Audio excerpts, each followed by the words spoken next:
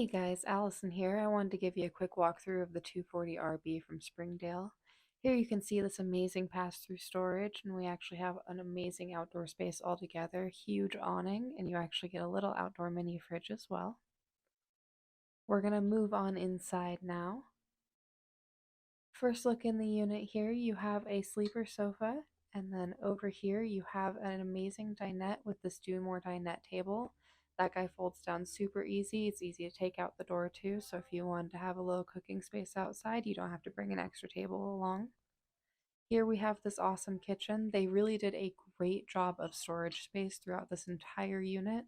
Some more pantry space over here in the entertainment center, and you even have a little shoe closet right as you come in.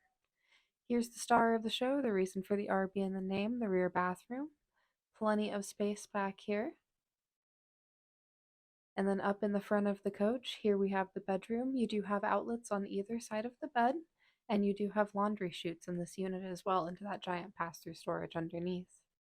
Alright, thank you guys so much for watching. Feel free to give me a call out here, 308-384-2040, extension 104, ask for Allison.